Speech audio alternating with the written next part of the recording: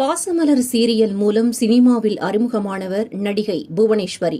தொடர்ந்து சந்திரலேகா, சித்தி என அடுத்தடுத்த தொடர்களில் நடித்து பிரபலமானவர். சில சீரியல்களில் வில்லத்தனமான கதாபாத்திரத்திலும் புவனேஸ்வரி நடித்துள்ளார்.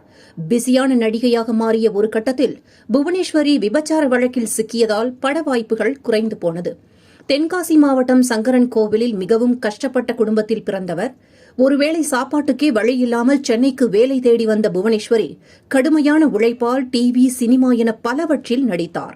சேதுராமன் தலைமையில் இயங்கிய தேவர் பேரவையில் மகளிரணி தலைவராக இருந்தார். மேலும் சென்னையில் 3-4 பங்களாக்களை வைத்துக் கொண்டு அதனை ஷூட்டிங்கிற்கு வாடகைக்கு விட்டு வருகிறார். தற்போது புவனேஸ்வரி பழைய வாழ்க்கையில் இருந்து முற்றிலுமாக விடுபட்டு துறவு பூண்டு சாமியாராக வாழ்ந்து வருகிறார். காசிக்கு சென்று தீட்சையும் பெற்றுள்ளார். அது மட்டும் இல்லாமல் தினம்தோறும் வளசரவாக்கத்தில் உள்ள சிவன் கோவிலில் மக்களுக்கு அன்னதானம் செய்து வருகிறார். கோயம்பேட்டில் உள்ள கோவில் ஒன்றிலும் தினமும் அன்னதானம் இவரின் சார்பில் நடைபெறுகிறது.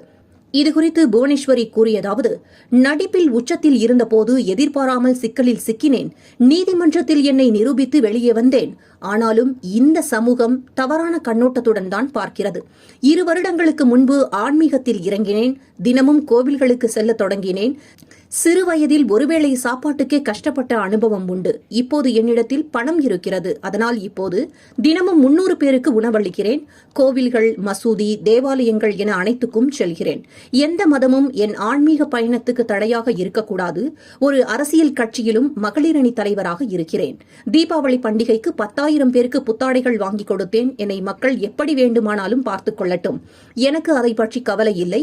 நான் என்னை இறைப்பணிக்கு அர்ப்பணித்து விட்டேன். காவி உடை அணிந்தால் என்னை விளம்பரப்படுத்தியது போல அமையும். அதனால் அந்த ஆடை அணியவில்லை. எனக்கு பிடித்த அரக்கு சேலை மஞ்சள் நிறத்தில் உடை அணிகிறேன். கழுத்தில் ருத்ராட்சையும் அணிந்துள்ளேன் என்கிறார்.